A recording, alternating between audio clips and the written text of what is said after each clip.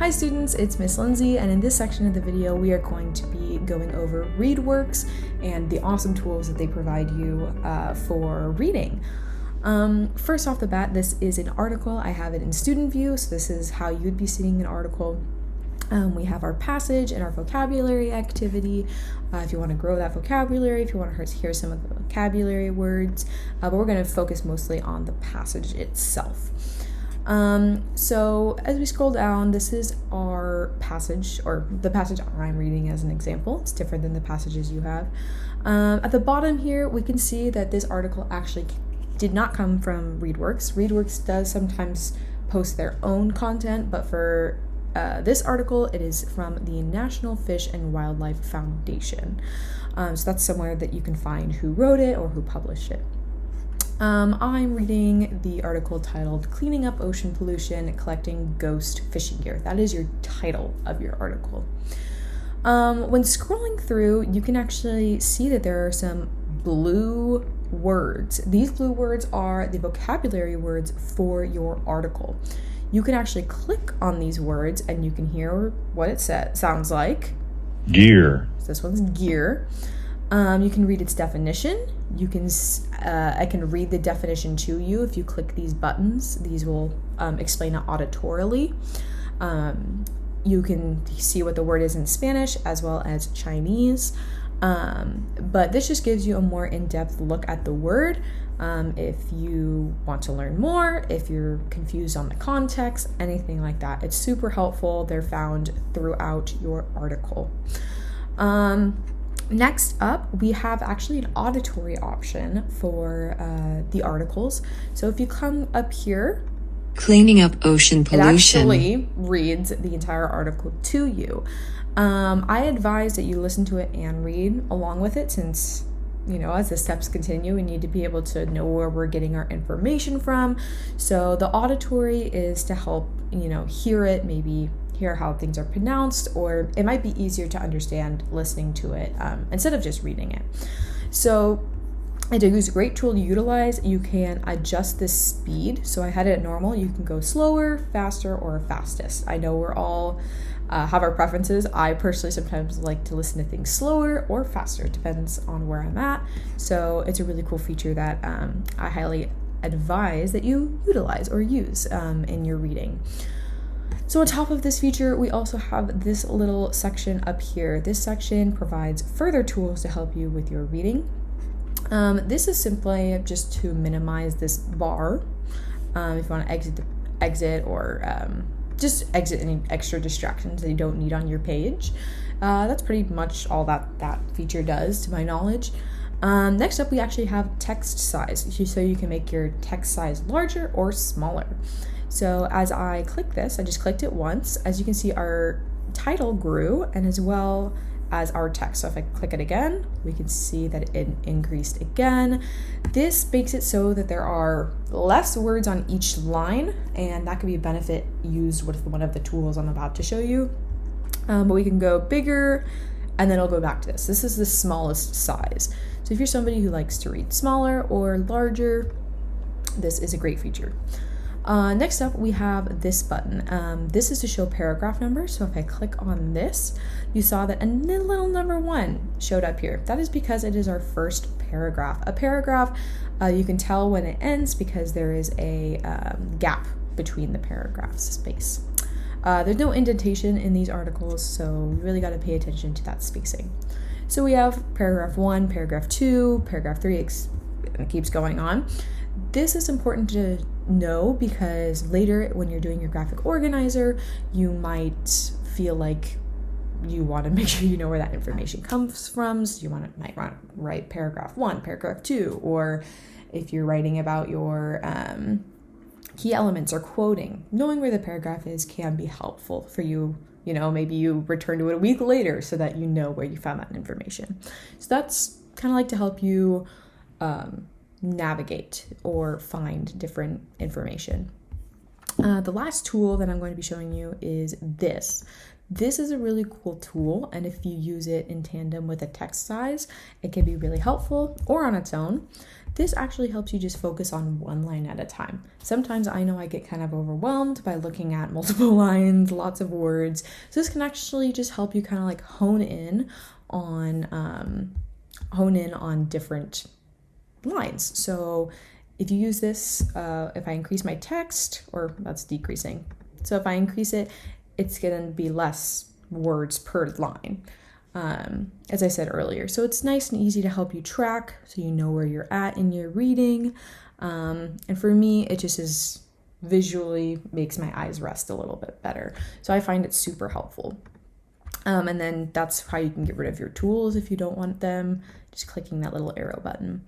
Something else that is also really cool is that you can actually highlight and note things while you're reading. So as you can see, I have highlighted a few things. If you want to highlight, you simply click and drag the section of the text that you are interested in highlighting, and then you let go, and then all of these different color options appear. Maybe you want to acknowledge different information with different colors, like color coding. That is up to you. You can actually also press this button and write a little note. So you might want to say like, interesting fact, or something of the sort, to maybe you want to be reminded of something, maybe you want to quote something later and you just want to write what you were thinking about it. This is just a cool option for you to be able to annotate your text online. I know that we can do it on paper, but this is a way to do it online. And you can select your color. So I like blue, so let's just do blue. And as you can see now, that text I highlighted is blue. And if I click on it again, I can click and see what note that I wrote with that. But that is your overview of ReadWorks and the tools that it offers to help you in your reading and support you in your reading. And I think that they're great tools, so I highly advise that you utilize them when reading informational text.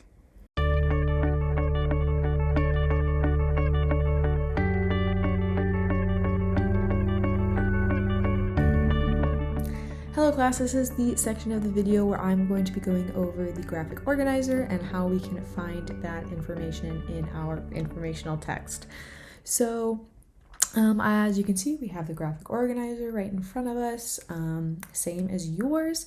The only difference is I'm using a text called Cleaning Up Ocean Pollution, Collecting Ghost Fishing Gear. So I have read my article. It is a 5th grade reading level, not one of your options. That's why I'm using it as an example. But I've completed reading it, and if I were to summarize it to you, I would say it is about how the fishing industry, people go out and fish, and then they leave behind old fishing equipment, or maybe the fishing equipment breaks and falls off the boat, and the fishing equipment still fishes. And so it's called ghost fishing gear because nobody's manning it, but because it's still in the ocean, it could still be doing its job, killing fish, killing other animals. This article talks about a couple different organizations that are actually trying to help this effort and programs, and that is basically what the article is about. So when I'm looking at my graphic organizer, to find the text, title, that's our first step. So I know from the top of my page that the title is Cleaning Up Ocean Pollution, Collecting Ghost Fishing Gear. So you would write your title in the title spot. So I'm going to just write Cleaning Up Ocean Pollution. Oop, didn't get my L there. Pollution. Okay, so I have my title. This is going to tell whoever's looking at my graphic organizer what text I'm getting my information from. Next up is the author. So ReadWorks sometimes has things published, they publish their own, sometimes it's published by other people. If I scroll down to the very bottom, I can see that it's actually published to the National Fish and Wildlife Foundation. So I'm going to say right there, National Fish and Wildlife Foundation. Just filling that in. So I have my basic information about the text that I can get really clearly. If you can't find who it's by, they might have a by at the very top or at the very bottom. If you can't find it, it's most likely just from ReadWorks, so you could just write by ReadWorks. So now when we're looking at our graphic organizer, we're seeing different sections. We are seeing, let me get a different color here. We have 3 facts. Oops. Bloop. We have 3 facts. Most interesting thing I've learned, an illustration, a key idea, and an opinion about this topic. So we're in charge of filling out all of these information about our text in our own ways. So when I'm thinking about 3 facts that I got from this text, I kind of think back to what I shared to you about my summary. If I were going to summarize my article, if you're going to summarize your article to me or a peer, what are things that kind of stuck out to you? So if I look back at my text, something that stood out to me was that there is an organization that is focused on making a healthy ecosystems for lobsters and people.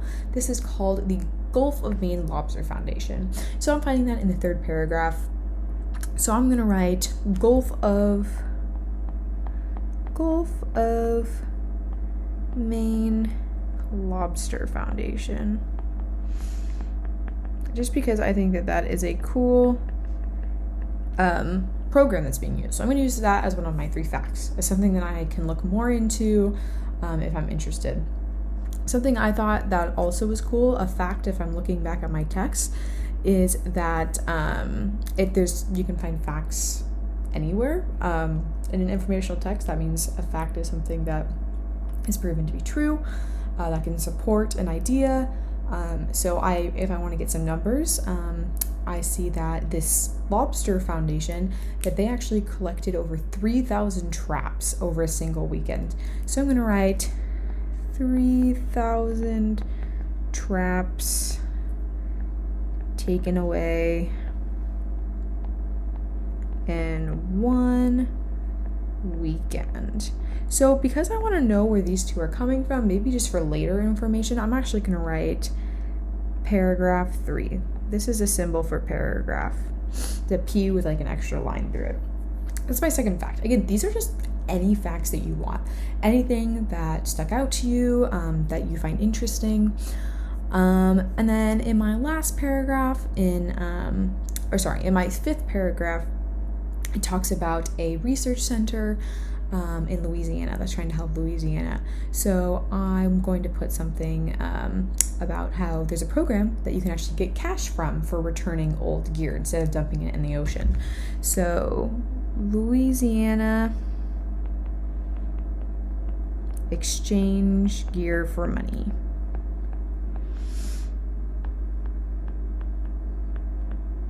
And then I found that in paragraph 5. You don't have to do the paragraphs, but it might help you in the future, so I'm going to do it. So those are my 3 facts. It's anything that you find interesting that is from your text that you can find again, basically. Now after reading it, I think the most interesting thing I learned was what ghost fishing is. I didn't know what ghost fishing was until this. So I'm going to write ghost fishing gear.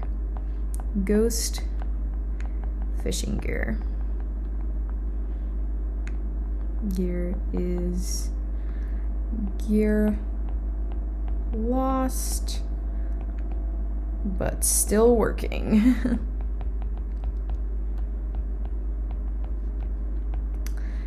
So again, this can be anything that you learned from your article. Next up is an illustration. So when I'm doing my illustration, I'm thinking about the main idea of my article. When you're trying to think of one of the main ideas, there can be multiple main ideas. The main idea, though, is the one that is common throughout the entire text. You can find it through repetition, or everything can kind of link back to one topic. So if I'm reading something about ocean pollution, and maybe they have a paragraph on recycling, they could have one on oil spills, they could have another paragraph on chemicals, anything like that. They all relate to the umbrella. I call it umbrella. They all relate to the umbrella of ocean pollution. They have all these subcategories under the umbrella, like plastic, recycle, oil spills. Those are the key ideas, which we'll get to in a second. So when we look at the umbrella, of what this article is about, I think about all that I read and all the paragraphs, and I think about what the main message is. And for this article, you can sometimes look at the title and that'll help you out a bit. Cleaning up ocean pollution, collecting ghost fishing gear. So when I am going to do my illustration, I'm going to think of something regarding that. So you can do whatever you want for your illustration. I'm going to draw a fishing net that has caught some fishies in here, and it's under the water, but the boat is nowhere to be seen. So this is still catching fishies. They might be sad. Do a little sad face because they're being caught by stuff that's in the ocean. So I'm gonna say ghost fishing. Ghost fishing. Next up is our key idea. Key ideas are going to be important for this project because we're only doing one body paragraph of an informational essay. If I were going to be doing an informational essay on this whole article, it is one of the sub-umbrella concepts. So again, the main idea is that we're collecting ghost fishing gear, cleaning up ocean pollution. That's our umbrella, our main idea. And under it, we have all of these separate key ideas that help support that main idea. So in my article, we learned about what ghost fishing is. We learned about how that equipment ends up in the water, and we learned about an organization or two that helps get rid of that equipment. And then at the end, it kind of summarizes. So when I'm looking at my key idea, I'm looking at most likely one of the paragraphs in my article. Usually paragraphs split up important information. That's why we have breaks in the paragraphs, as to identify different information that's being provided. So I know I was actually most interested in the Gulf of Maine Lobster Foundation from paragraph 3. And so I think I want that to be my main key idea, is that how to clean up, who is helping clean up this. Again, my umbrella is that we're cleaning up these ghost fishing, but one of my key ideas is in paragraph 3, and it is about the Gulf of Maine Lobster Foundation. If you want help finding a key idea, you might want to identify your topic first or your main idea, and remember that is the umbrella, and the little subcategories, all of that information within the paragraphs. Each of those are different key ideas. Sometimes you can check the first or last sentence of a paragraph to help you. Those are the introductory and concluding sentences, or a repetition of ideas. So throughout all of paragraph 3, it mentions the Gulf of Maine Lobster Foundation, what they're doing, and it's all about them. So that's why I know that is a key idea. There's a whole paragraph dedicated about them and what they do. So for my key idea, I'm going to write that the Gulf of Maine Lobster Foundation helps clean up ghost fishing gear. That is my main idea, or my key idea, that I want to focus on in my paragraph later on. So this is your one key idea that is your biggest takeaway, the one you're most interested in talking about. I recommend picking one that has a lot of information. Paragraph 3 is a really chunky piece of information in this article, rich, full of evidence. Like, I see a lot of numbers, a lot of statistics, which are like different sort of like number evidence, basically. And so that is why I chose the Gulf of Maine Lobster Foundation. If you notice, this isn't a complete sentence, or I should say the Gulf of Maine Lobster Foundation help clean up ghost fishing gear. That's a complete sentence. We want a complete sentence. I'm also going to indicate that this is paragraph 3, where I'm going to find a lot of my information. Lastly, my opinion about this topic is completely up to you. I'm going to say that I'm interested in fishing, so I understand its importance, right? I'm interested in fishing. I think it's important. you can write whatever opinion you have about it. Maybe if it's about basketball, let's say, you could write about how you play basketball, or maybe you disagree and you think whatever research you're reading isn't that important. You're basically going to write your opinion. So that is how we're going to fill out our graphic organizer. I hope that helped you see an example and maybe get further explanation in how we want to fill out this graphic organizer to help us better understand and focus our understanding of the informational text. So when we eventually maybe do a full essay later down the line, we have the basics of how to read one, how to get that information out of your first few reads of the informational text.